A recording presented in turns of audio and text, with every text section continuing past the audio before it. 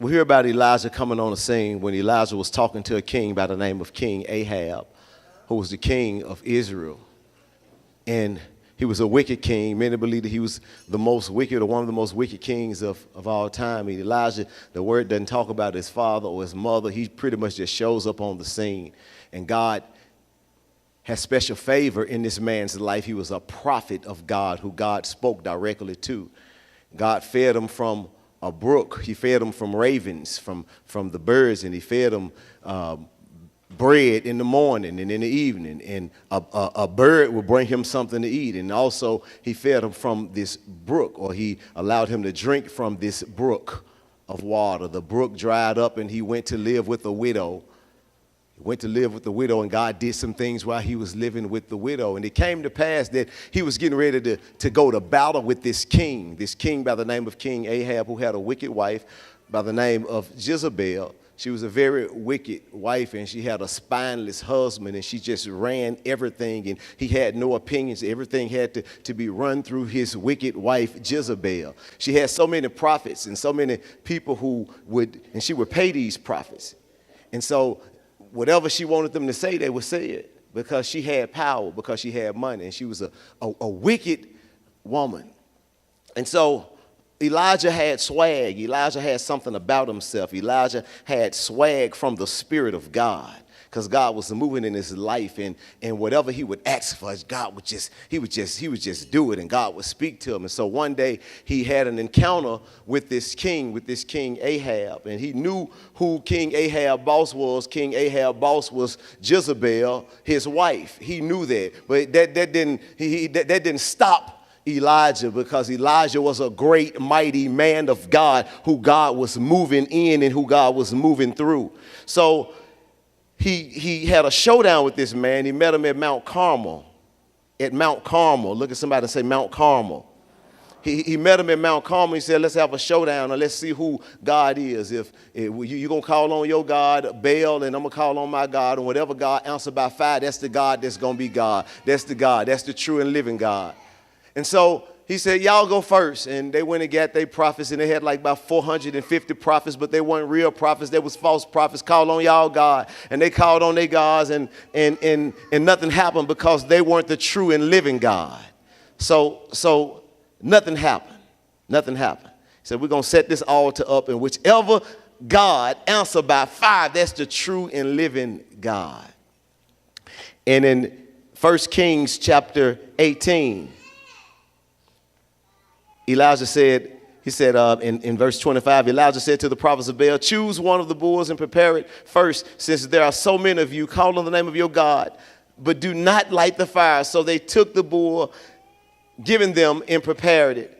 Then they called on the name of Baal from morning till noon. Baal, answer us, they shouted, but there was no response. No one answered, and they danced around the altar that they had made. At noon, Elijah began to taunt them. This man had some for real swag. Crystal, he said at noon, at 12 o'clock, he began to taunt them. He said, shout louder, he said. Surely he is a God. Come on, now this is the God. Come on, shout louder. Come on, call on your God to help you out. Perhaps he is in a deep thought. This Elijah saying, what's up with your God? Perhaps your God is in a deep thought. Or he busy. Or he's traveling. Maybe he's sleeping and must be awakened. This is what Elijah is saying about their false gods. So they shouted louder and slashed themselves with swords and spears, as was their customs, until their blood flowed. So they began to cut their skin until blood flowed out of their body. Midday passed, and they continued their frantic prophesying until the time for the evening sacrifice. But there was no response. No one answered. No one paid attention. Then Elijah said to all the people, come here to me. They came to him, and he repaired the altar of the Lord, which had been torn down. Elijah took 12 stones, and long story short, he took 12 stones, he took the bulls, and he called fire down from heaven, and God came and consumed the altar. He poured water on the altar just to make it more powerful. He said, we're going to do this thing. God is so awesome. We're going to put buckets of water on it, and God is going to come in with fire and consume this altar. And that's what happened. And God did it. So he was the man, or he wasn't the man, but he just served the man. And God used him in a mighty way. And after he did that, he got the people that was there with him to take the 450 prophets of Baal and 400 other prophets, and they killed all 850 prophets. So Elijah, great man of God, who took 850 prophets and killed all of them,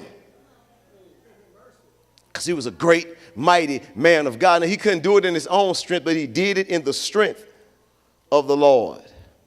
So the Bible let us know, because Elijah, God used him to shut up heaven, so it wasn't any rain for years. And so after this event took place, Elijah said, it's going to be some rain. So Ahab, get ready, because the rain is getting ready to come. The rain getting ready to come. I know it hadn't been in the rain for years, but it's getting ready to happen now. I said it, and God going to do it. So get ready. So we see the victories that he had. We see the mountaintop experiences. We see that he was on Mount Carmel and God was showing out for him. And God was doing awesome things for him. But a change of events took place. In 1 Kings chapter 19, the Bible says, now Ahab, the king, told Jezebel everything Elijah had done and how he had killed all the prophets with the sword. So Jezebel sent a messenger to Elijah to say, may the gods deal with me, be it ever so severely, if by this time tomorrow I do not make your life like that of one of them. Ahab, weak. Ahab don't want to say anything. He went and told his wife. He went and told, let me tell you what they did. Let me tell you what Elijah did, baby. Babe,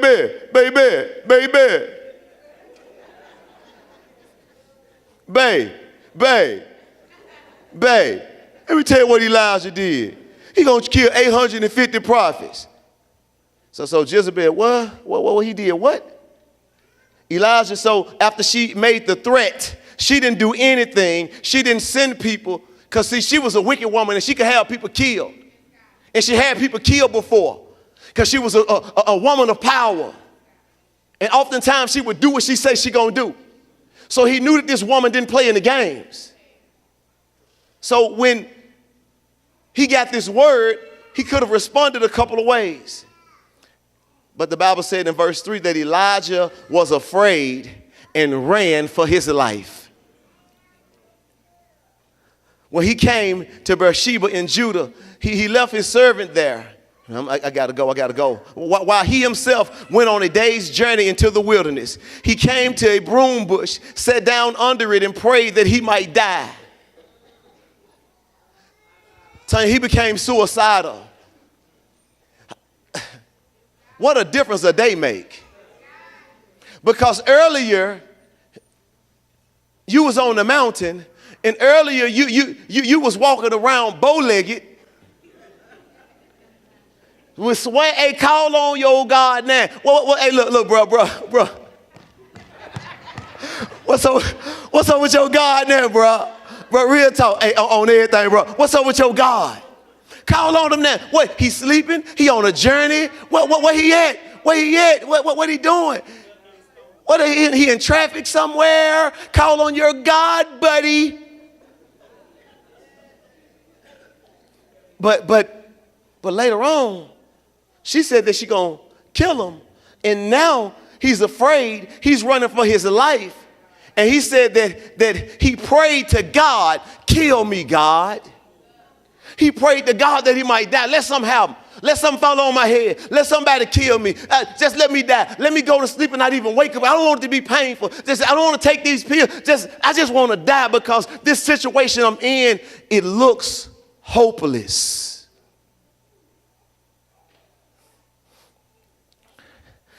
So kill me. I've had enough. Lord, he said, take my life. I'm no better than my ancestors. Then he lay down under the bush and fell asleep. So take my life. He didn't have any energy. He went to sleep. Because sometimes things can happen in your life and you don't have any energy and you just want to sleep all day and you don't want to get up out of the bed and you just want to lay in the bed and you get up and you just wish it would rain.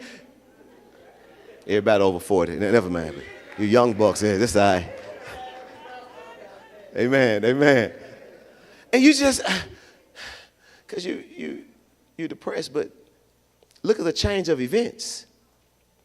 And see, sometimes life is like a roller coaster. Because one day you can be happy and the next day you can be sad. One day you can be married and the next day you can be divorced. One day your marriage could be going great and the next day your marriage could be sour. One day you can have a job and the next day you could lose a job. One day you can be in good health and the next day you get a diagnosis. One day your children can be doing good and the next day your children cutting up a road. One day you can have money and the next day you can be broke. One day you can be, one day, my God, what just happened? What just happened to me? I was just on the mountain. I was just talking about what God was doing. I called fire down from heaven and God came. I had swag and God was moving. And now I'm under this tree. I don't know about you, but hadn't you received some information that just knocked the wind out of you? You ever received something or saw something or caught something and it just knocked the wind out of you? Whether you went to the doctor and you heard what the doctor said and it knocked the wind out of you, or you got a knock on your door and it knocked the wind out of you, or you got a phone call and it knocked the wind out of you, or you got a text message and it knocked the wind out of you, or you saw something on the news and it just knocked the wind out of you. To where you were doing good and everything was going great and you were happy and something happened in your life and it just knocked the wind out of you. And you thought that this situation was going to be different than the last situation, and you was going on about your bid, and you thought everything was good, and something happened. I don't know about you, but maybe you got a text message. Maybe it was from one of your supervisors, and it just ruined your day. It just made you sick to your stomach. You saw a text message that he sent you or that she sent you, and it just made you sick to your stomach. You was laughing and smiling, and you was at a restaurant, and you got this text message or you got this long email, and it made you sick to your stomach. How is it that we were doing good? How is it that things were going really great? How is it that we were going in one direction, and all of a sudden, this is where I am? Friday, everything was good, but now it's Saturday, and I'm talking about, God, don't even let me wake up, God.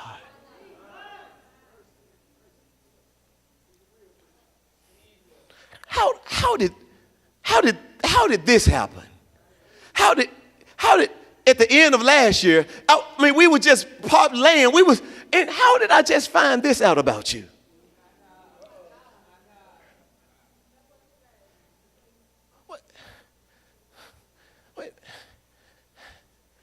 God, what's really going on? Because it's like a roller coaster, God.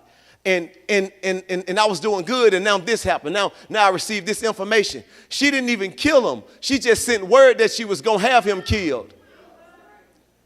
Voices, we're talking about voices. The voices of the enemy spoke through this woman Jezebel and said that I'm going to kill you, and because of a threat, because of her voice, the voice of the enemy punked him out.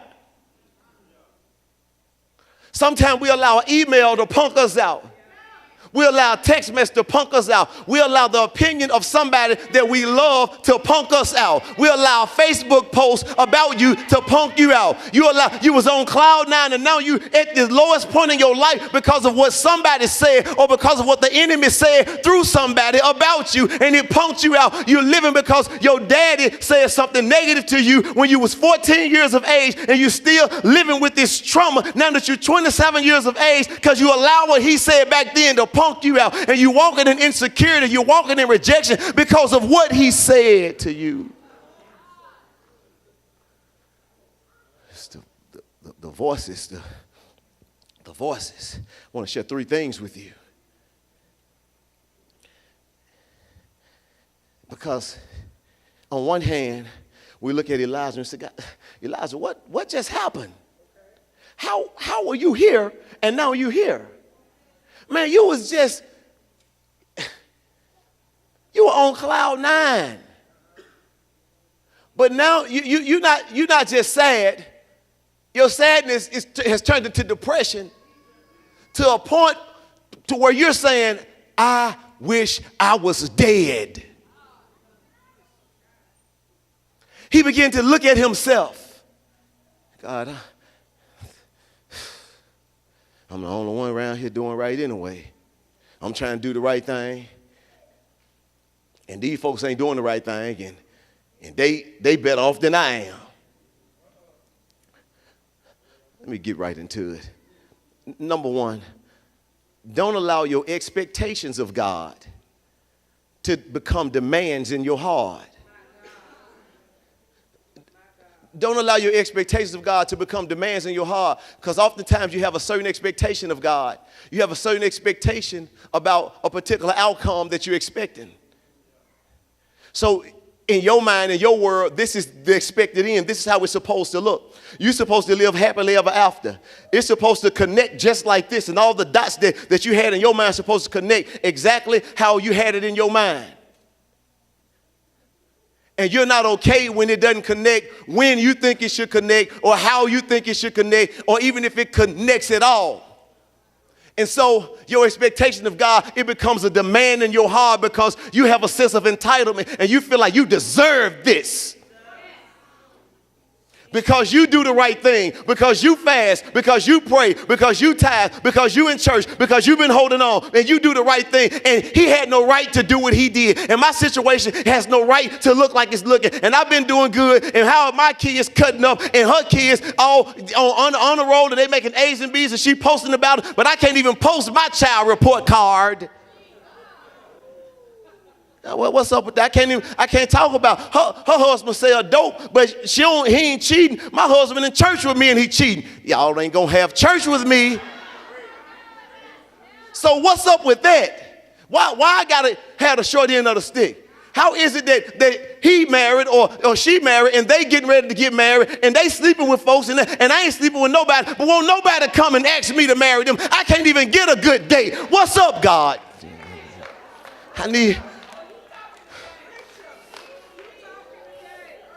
So those are some secret things that's in our hearts, and sometimes we don't verbalize them, but those are things that we just think about, and we just sit up and just rock in our car. I'm happy for her, but she just got to the church, and he proposed to her. I done been celibate for 4 years, and I know she ain't been celibate for 4 years. Her baby just 2. Y'all don't want to have no church.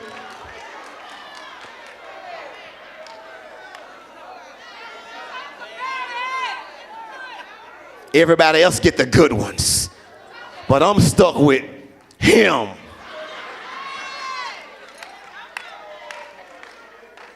Oh, God.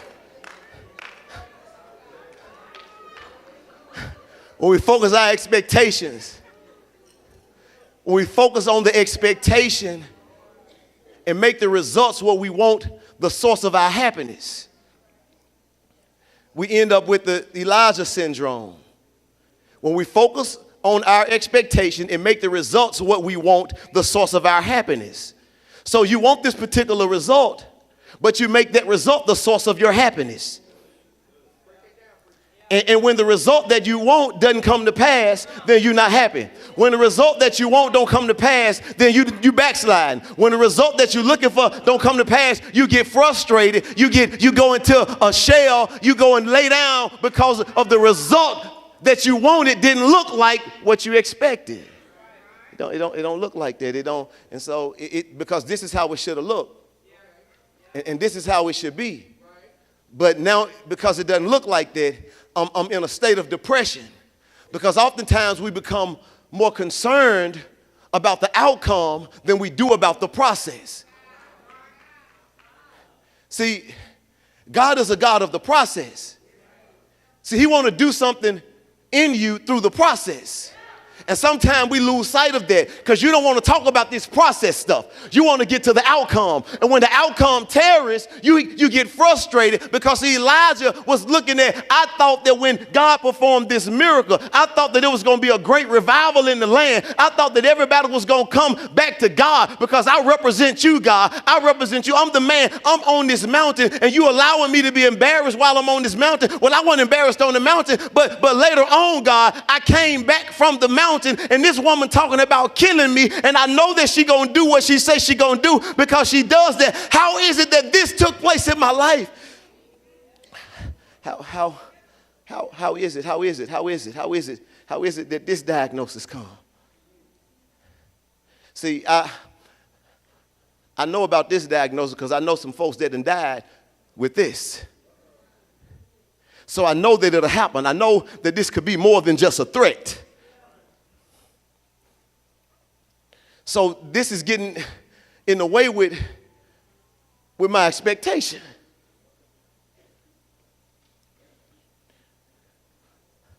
So I'm thinking that it's going to be a revival. Everybody's going to come back to you. It's going to be all good. I don't need any credit. But you called me for such a time as this.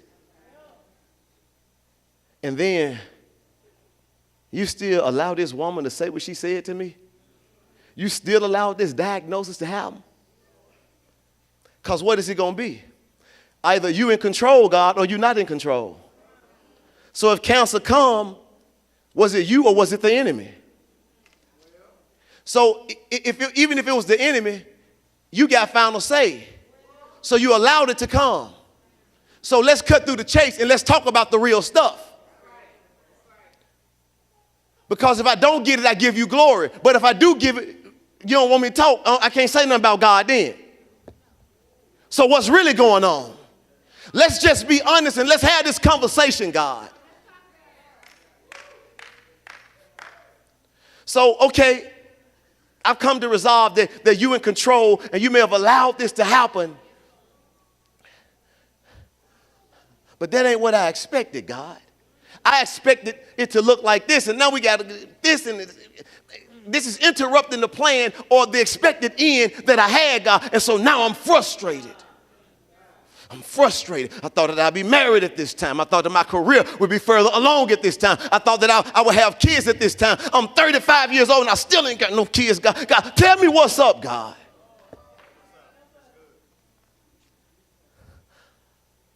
I'm allowing my expectation to become a demand. You ain't going to demand anything upon God. We married to the final product instead of saying, God, I'm going to allow you to take me through the process. And however you take me, God, I'm going to be satisfied. See, that's a tough message right there. I don't expect you to say amen right there because I understand that you want to just shout 3 times and turn around and praise and get it. But sometimes it's just going to be a process. And sometimes it's going to look like you're going to get it and you're not going to get it. And he want to know, what is your attitude when you was close to it, but I denied it from you for a minute? When it looked like it was going to happen, when you looked like you was going to get married, when you looked like you was going to get the promotion, when you looked like it looked like the ministry was going to take off, when it looked like your kids was going to succeed, and then somehow, some way, it seemed like it's snatched from you. I just want to peep and see your attitude. How you going to act then? What you going to do then? See, I want the same spirit that you had when you was on Mount Carmel. I want the same spirit that you had when everything was all good. I want you to have the same vigor, the same swag, the same walk, the same anointing, the same tenacity that you had when everything was all good. So now that things don't look like it's going to happen for you,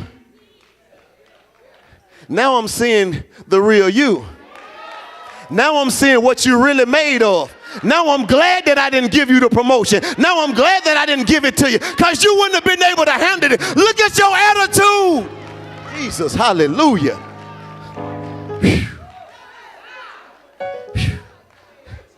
And sometimes we miss it.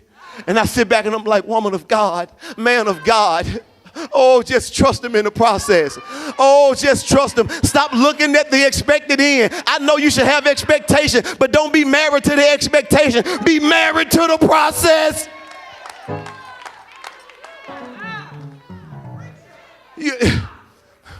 Listen, man of God, can do nothing. We can do nothing about the results. But what we can do something about is our obedience. Thank you back there, praise team. God is the God of the results. We can't do anything about the results. We can't do anything about the outcome. But what we can do something about is our obedience, is our faithfulness, is our consistency, is our persistence, is our giving. And that's what we can do something about. You focus your attention on what you can do something about and let God do what he can do something about. Mind your business, do what he called you to do, and allow him to be God. Whew. I can stay there all day, but God holds us responsible for trusting him, for obedience, for love, for endurance, and for faithfulness to what he's called us to do. He does not hold us responsible for the results. That's his job. So I don't care how it look. He's responsible for that. You keep doing what you're supposed to do. But he finna get married, and now don't worry about the when this match. Don't worry about that. I know you're a human and you got some needs, but don't worry. Keep doing what you gotta do, man of God. Don't grow weary in doing the right thing, because in due season you're gonna reap if you faint not. Don't get tired of quoting that scripture. I know we keep quoting, but keep on quoting it. It shall come to pass.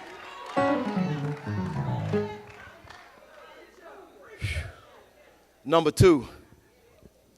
Don't allow the changing of your circumstances to change your level of commitment. Don't allow the changing of your circumstances to change the level of your commitment. See, you were committed as long as everything was all good. But when the circumstances changed, your commitment level changed. When she cheated on you, then you lost your mind. When you lost your job, you lost your mind. The circumstance changed. You wasn't dating anybody, and now you start dating somebody, and now you done lost everything about you. Don't allow your circumstances to change your level of commitment. How is it that you was on the wall? Oh, you was on the wall because wasn't nobody pursuing you. You was on the wall because unattractive men was good. But when the right one came, you jumped off the wall. They didn't have to ask you off the wall. You jumped this joker's bones because you'd allowed the circumstances to change your level of commitment. Oh, yeah, we can post and talk. Oh, yes, it's me. I'm single and satisfied. Yeah, because Willie hadn't said nothing to you, but as soon as you hear Willie's voice, what's up, baby? What you doing, girl? Oh, nah, what you doing? What you got on? Oh, I'm sorry. When you heard his voice, you flew off the wall. Oh, y'all ain't, y'all. You allowed the changing of the circumstance to change your commitment level. The circumstance changed. Now you ain't committed no more. You and your wife not being intimate. Now you ain't committed no more. Y'all don't want to have in the church today. You lost your job, and so now you about to lose your mind. Now you're robbing again. Now, come on. What am I going to do? When the circumstance change, that means come hell or high water, God, I'm going to be committed to you. That means if I got to go to the pit, I'm going to be committed to you. That means if I got to go into prison, I'm going to be committed to you, God. That means it doesn't matter about the circumstances, God. I'm going to be committed to you whichever way you take me. If you take me forward, backwards, side to side, it doesn't matter because I'm committed to you regardless of the circumstances. Oh, hallelujah. Whew.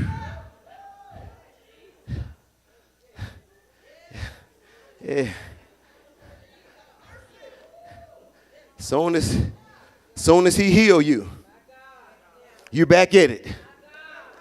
Soon as he don't allow you to be pregnant, you back at it. Yeah, come on now.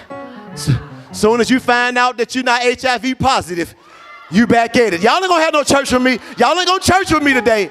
Soon as you find out, because they was scared and they was praying about something else, but you was praying that this joker that you slept with on the first, second, or third, they didn't give you nothing because you heard something about them. Y'all don't want to have no church. And as soon as you found out that you wasn't positive, you went back and did what you said you weren't going to do again.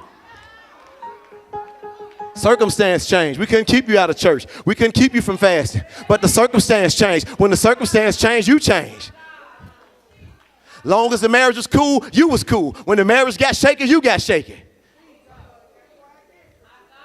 Or when the marriage was shaken, then you was cool. You was in God's face. When the marriage got back right, you left God again. Don't allow the circumstances to dictate your commitment to God. God, don't matter about the circumstances. Long as your kids was all good, you was all good. When your kids started getting in trouble, you lost your mind. Or vice versa. When your kids was getting in trouble, you was before God. When your kids got all good, you lost your mind. Forget about the circumstances and say, my response to you, God, is yes, God. It's not predicated upon the circumstances. I'm faithful to you because I love you. I'm faithful to you because you're my God. I'm faithful to you because you chose me. It's not that I chose you, but you chose me. That's why I'm faithful to you. So whichever way you take me, God, I'm going to be satisfied. Hallelujah. Whew. And see, this some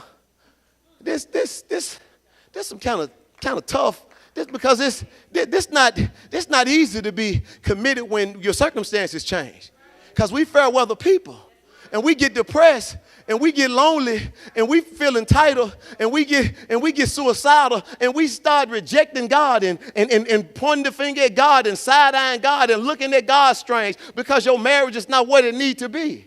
And I honestly believe that God is just sitting and waiting, like, sister girl, are you serious? So this how you gonna act? And you ain't even give me 2 months. But this how you gonna act? So you done just got ghosts. You done just start doing your own thing. You done just stop coming to church. You done just stop being, you was at least hanging on by a thread. Now you ain't doing, you just done jumped off the wall. You done, oh my God, let me stop right there. You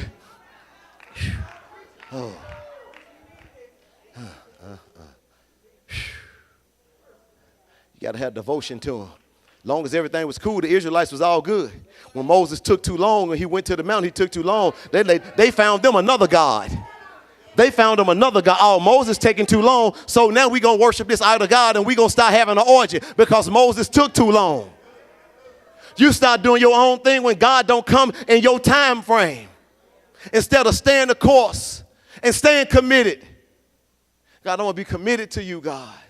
Regardless of the time frame. God, I'm not focused on that. Listen, and yes, I'm a human. And yes, I think about that. But God, that's not what my obedience is contingent upon. And that's what has to be your spirit.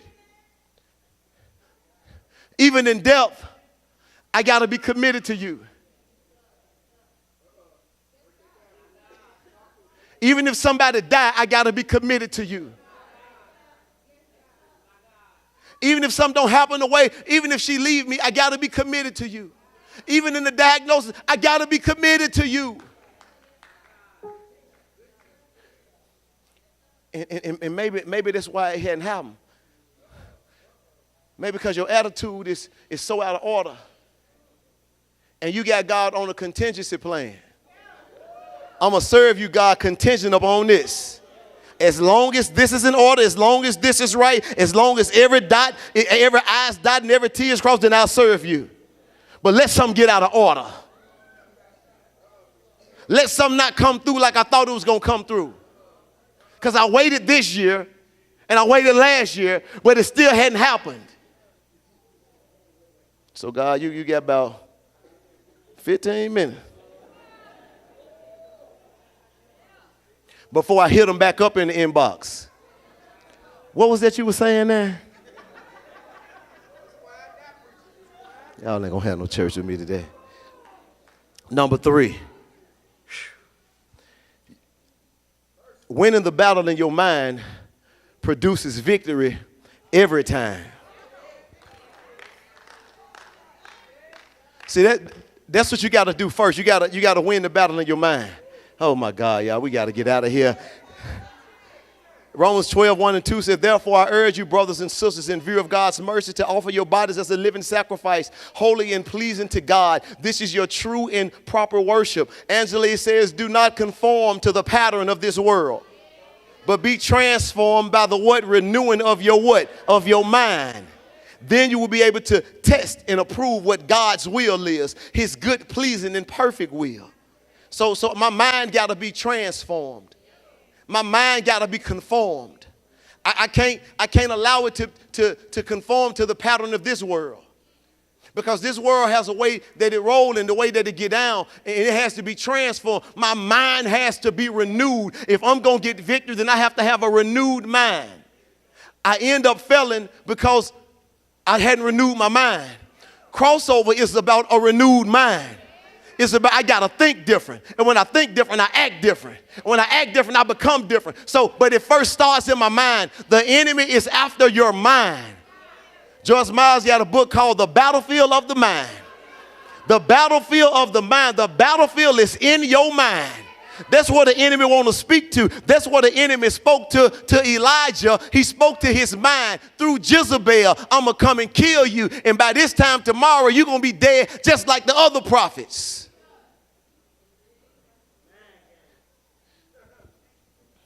It's in your mind. Romans 8:5-6 says, those who live according to the flesh have their mindsets on what the flesh desires.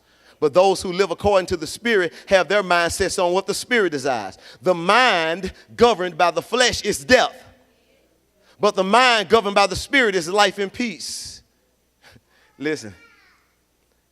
This is Joyce Meyer. She said, when the battle seems endless and you think you'll never make it, remember that you are reprogramming a very carnal, fleshly, worldly mind to think as God thinks. Is it impossible? No. Is it difficult? Yes. But just think, you have God on your team. I believe that he is the best computer programmer around.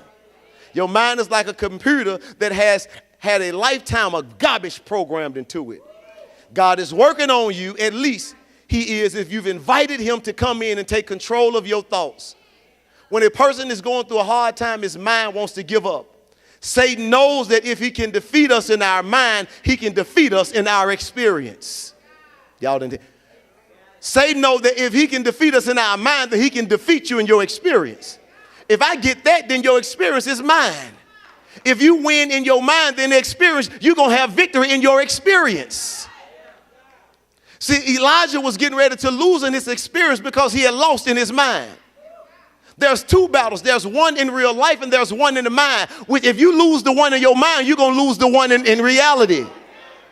If you win the one in your mind, then you'll win the one in reality. You have to come with expectation that, God, I trust you. I'm winning the battle in my mind. Whatever the devil say, he is a lie. I got victory in Jesus' mighty name, God. Whatever you say I'm going to do, God, I just trust you, God. Come hell or high water, the pit, the prison, the palace. Whatever you do, whichever route you take. If you take me straight to the palace, I'm good. If you take me to the prison, I ain't that good, but I'm going to be good, God. Just whatever you do, God, I'll be satisfied.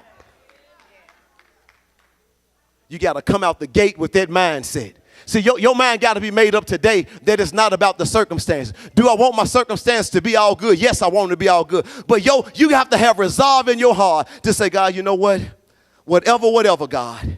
God, I'm not sleeping with anybody else, God, until I get married. God, whatever.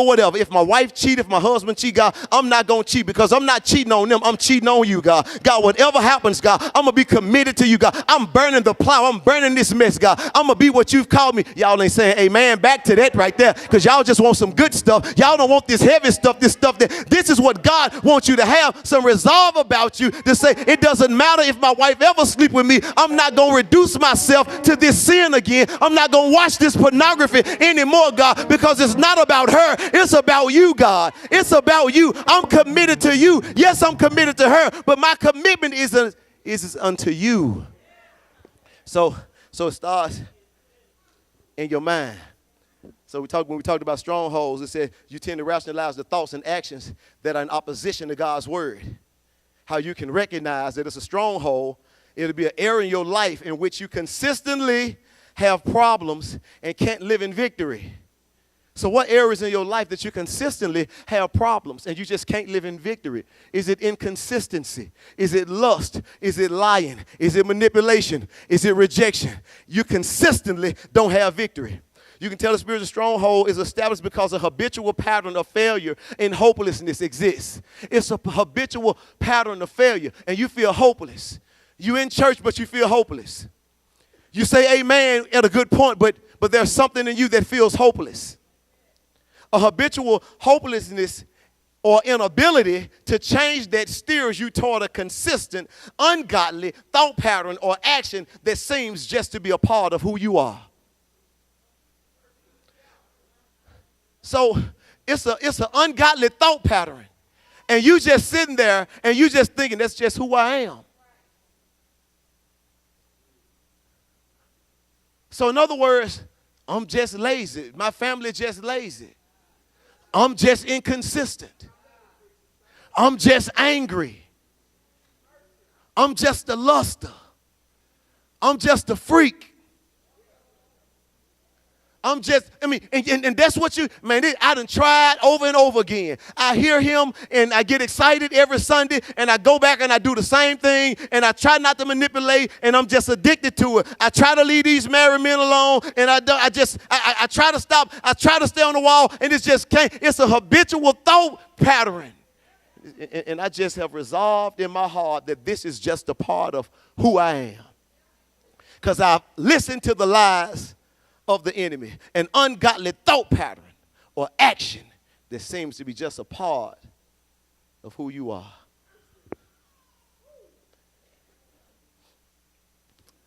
Some of us are in here today. Let me tell you this real quick. So we have a young lady on staff, she was on staff with us. And she was on staff. Some of y'all know her, for those that's watching the app. Young lady was on staff with us.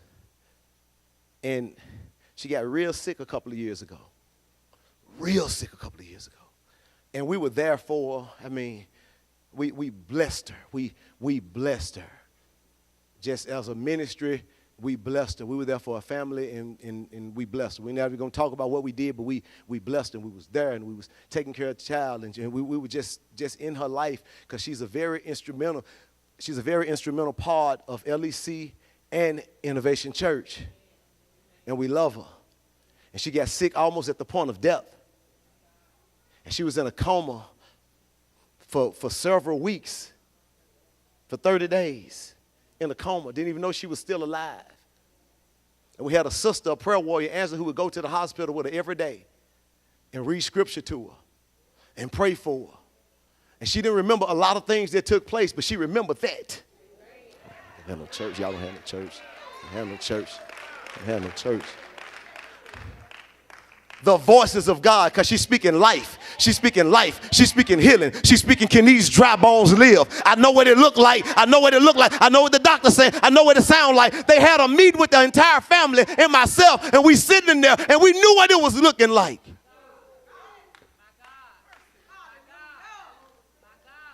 I don't want to plan no funeral. I ain't ready for that. We ain't ready. We're going to keep speaking the word. But the doctor said, keep speaking the word. But they thought this, keep speaking the word. But normally when people go like this, keep speaking. Well, the last time somebody died, keep speaking the word. I don't care what they said. I don't care what I see. I care what he said. I'm going to speak his word.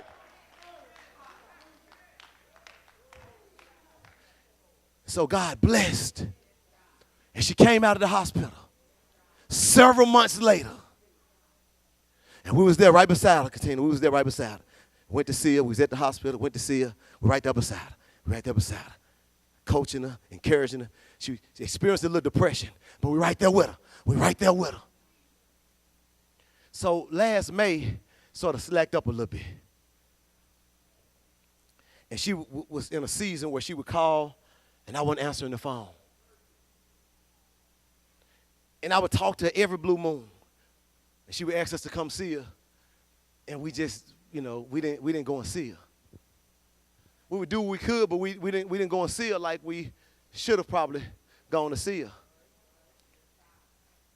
And so she would call and call and call, and we just still wouldn't, we were busy. We was just running.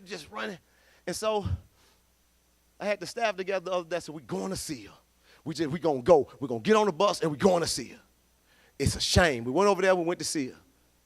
She had every right in the world to have an attitude, every right in the world to be angry, because people that she loved, who she loved dearly, and people who loved her was not there for her for several months. We would do a couple of things, but just we weren't there for her. And I went over there and I said, I apologize. Forgive me. I should have been there. We should have been there.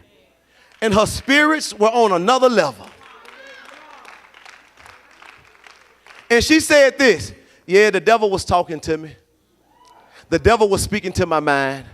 And the devil was saying that I can't believe he didn't come and see me. I can't believe that he won't even call me back. I can't believe that she didn't come and see. I can't believe that some of the staff didn't come. I can't believe this. And not only you all, but my own family didn't come see me. Nobody cared about me. They nursed me until I got out, but now I'm out and they don't really care about me. I can't believe, I don't know what I've done. I've been watching TV and all I can do is just watch TV all day long. And I call people, they don't call me back and nobody come and see me. I don't know what's going on. And the enemy was speaking to her mind. And she said, but you know what? I didn't allow it to stick. She would speak the word of God. She would cast it down. She said, I didn't allow it to stand because she knew the truth. She knew that way. I used to work up there, so I know how them folks roll. And I know that all of them got about 3 jobs working. And I know. So I didn't allow this to keep me down and allow this to build up hatred and bitterness in my heart because I knew that was the enemy speaking to me. And when the enemy would speak to me, I wouldn't speak it out loud. When the enemy would say something to me, I wouldn't even allow it to build up. I would cast this mess down and say, you know what? These people have been good to me. You know what? When my son was going through this, his wife did this. When I was going through this, he made sure I had this. My husband, they did everything for me. So because they're in a moment, I'm not going to allow the enemy to make me think that these folks don't love me. That's not of God. That's of the enemy. And the enemy is speaking to some of you, making you think that your family don't love you, your church don't love you, your husband don't love you, the job don't love you, they hate you, they ain't checking on you, they ain't thinking about you. You got to cast that mess down and say, devil, you are a lie. I'm not going to allow this one moment. I'm not going to allow this season that maybe they not there for me to dictate the whole relationship. She said, then I thought about it. I said, this boy done lost his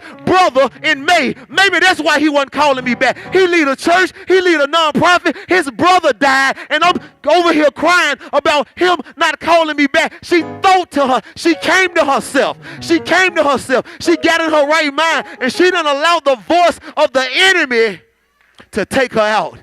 You can't allow the voice of the enemy to take you out. You can't allow the voice of the enemy to destroy you. You can't allow the voice of the enemy to cause you to feel rejection, to keep perpetuating this junk inside of you, to keep perpetuating this unforgiveness inside of you, to keep perpetuating this bitterness inside of you. You got to cast it down and say, devil, you are a liar. I am accepted in God. And if they didn't accept me, if they don't love me, I know that my God still loves me. I'm not going to have a pity party. I'm not going to be looking at myself. I'm going to look into you, God, because my help comes from you anyway. Come on and give God.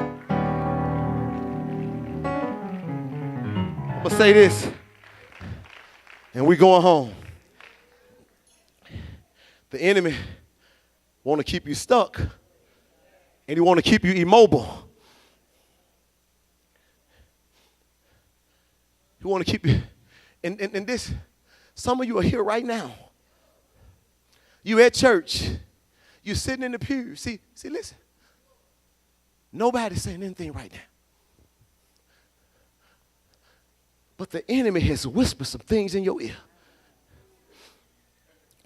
And some of you walking in fear. Some of you walking in rejection. Some of you walking in low self-esteem. Some of you walking in insecurities. Some of you, you know that he called you to do something, but because of your fear, because of what the enemy has spoken to you, the enemy said that you're going to die. Some of you had even gone back to the hospital because the enemy told you if you go back to the hospital, you're going to get the diagnosis that you don't want. And you're here and you're smiling and you're going to smile outside and you're going to get back in the car. But the enemy he got you paralyzed. I should be here, but I allow what he said to me to keep me stuck here. To keep me, I'm still walking in bitterness because I won't let go of what happened to me years ago. I'm still immobile because the enemy told me that, well, you know, once you get to this point, it's going to be taken from you. Even though you got it, you're not going to keep it. One guy said, the devil got a lie for every stage in your life. Before you get there, he's going to tell you you're never going to make it. When you get there, he's going to tell you, you know you ain't going to keep it. So it's a roller coaster. And just because you come out of this one storm, don't mean that you're going to be home free. Because that's what happened. You come out of this one storm with your children, and you're like, oh, bless the Lord. And then your husband, you got a problem with your husband. You come out this problem with your husband, now you got a problem in your health. You come out this problem with your health, now you got a problem with your finances. And you tend to give up and you tend to lose hope because you feel like, man, I just can't win for losing. But I'm here to serve notice on the devil. You shall live and not die. You are a winner. You are more than a conqueror. You got to cast the words of the enemy down and say, I will not allow you to continue to have me stuck in this place because of what you said, because of the whispers, because of the lies. I will not be in this church. I will not be sitting in this chair. I will not go home. I will not be watching television. I will not be stuck. I'm going to do everything that God has called me to do and be everything that God has called me to be. The whispers of the devil, you are a lie, devil. I cast that mess down in Jesus' mighty name. I'm going to go into a quiet place. I'm going to get by myself. And God, you may not come in the wind, you may not come in the earthquake, you may not come in the fire, but I'm going to silence all of the loudness of Jezebel. I'm going to silence all of the loudness of the enemy. I'm going to silence everything that the devil is saying. You ain't going to do this. You ain't going to do that. You ain't going to get married. You ain't going to make it. You going to die. And this, I'm going to get into a quiet place and silence the voice of the enemy and allow God to speak to me, to speak into my spirit. And God spoke to Elijah. He spoke into his spirit and he said, what are you doing here? What are you doing here? What are you doing here? I believe that God is saying something to you today. What are you doing here? What are you doing here? What are you doing in this same place? What are you doing in this same predicament? What are you doing walking around here in fear? What are you doing watching this mess on your phone? What are you doing in this relationship? What are you doing texting this married man? What are you doing looking at these pictures? What are you doing watching these videos? What are you doing here? What are you doing stuff? What are you doing here? I got something for you. I got a place for you. I got some things for you to do. I got places for you to go. What are you doing here? I got to speak to you so that you can stand up and be everything that I've called you to be. Stand up and be what I want you to be. Move. Stop being stuck. Stop being immobile and move. Do what I've called you to do so you can be everything that I need you to be in Jesus' mighty name. Come on and give God some praise. What you doing here? What you doing here? What are you doing here? What are you doing here? What are you doing here? What are you doing here? What are you doing here, Elijah? What are you doing in this state? What are you doing here?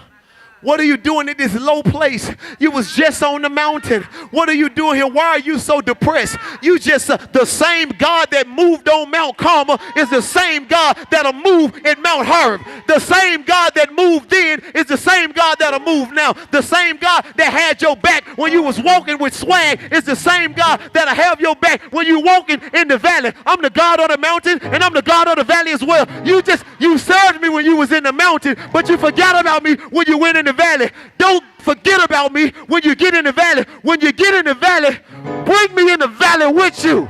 Bring me in the valley with you and let me do what I want to do in your life while you in the valley. Come on and praise him. Hallelujah. Hallelujah. I'm the same God. I'm still the one. Your circumstances changed, but I didn't change. Your marital status may have changed, but I didn't change. Your health may have changed, but I didn't change. Your finances may have changed, but I didn't change. I'm a changeless God. Serve me, worship me, bow down before me, regardless of how it's looking. I don't change. I'm the same yesterday, today, and forevermore. Hallelujah. Hallelujah. Hallelujah. Hallelujah.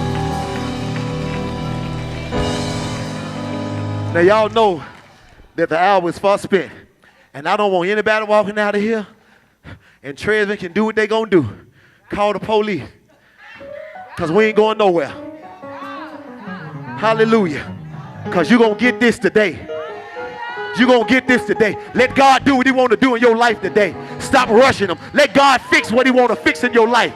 Everything that's broken, let him fix. You walking around here sad. You walking around here depressed. You walking around here with your head down. You smiling, but you're broken on the inside. The devil is a lie. Your expectation didn't get met, and you just lost your mind. Well, devil, you are a lie. The expectation and the final result is up to God. But right now, he's called me to be obedient. He's called me to be faithful. He's called me to trust him. He's called me to say yes to him. And that's what I'm going to do. Whatever you do. If you reconcile us, you reconcile us. If I get the job, I get the job. If you fix it, you fix it, God. That ain't my business. My business is to do the will of the Father, and that's what I'm committed to doing. Come on and praise God.